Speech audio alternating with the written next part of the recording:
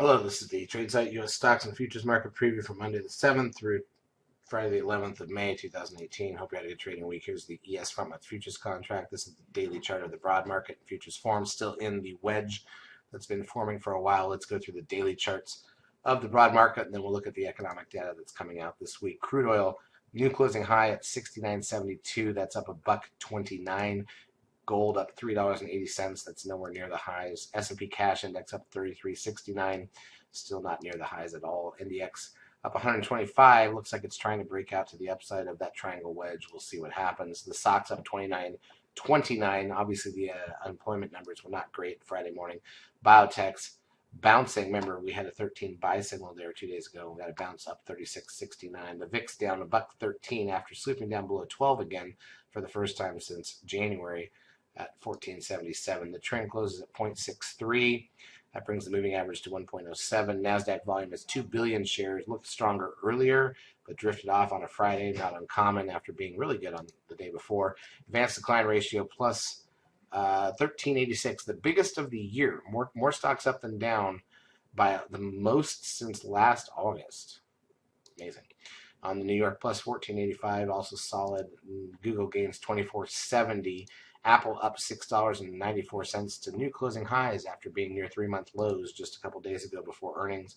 Netflix up $8.40. Amazon gains $8.80, still near the highs, holding up pretty well. Tesla up $9.64 there.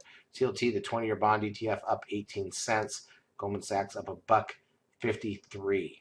All right, let's take a look at the intra-week action. 5-minute now. We'll switch it to 10-minute candles so we can see the whole week. And here's what we get. So we've got a small gap up Monday, filled and sold off. Tuesday, gap down, went lower, eventually came back and filled the gap, closed about even for the session. Wednesday, dead flat until late and then sold off a little bit. Thursday, gap down, went lower, recovered a bit, filled the gap, and then closed about where we opened. Friday, gap down and rallied. And all that equals we lost about 8 points for the week on the S&P. Here's the NASDAQ side, actually gained for the week, even though it was lower for the week on Thursday. So wild ride a little bit, even though most of the week was not that interesting with the Fed meeting and whatnot, but we still did all right. All right, we'll switch this back to 5-minute charts. I'm going to take a look at the economic calendar for the week ahead and figure out what we need to be aware of. So we've got Fed members on Monday speaking and consumer credit at 3 in the afternoon. Tuesday, we've got NFIB small business index and JOLTS job openings. Not a big deal. Wednesday, PPI. An hour before the bell. Wholesale inventories 30 minutes in. Crude oil inventories an hour in. 10-year bond auction at 1. Thursday, CPI an hour before the bell. That's a big one. The weekly initial and continuing jobless claims. Natty gas an hour in.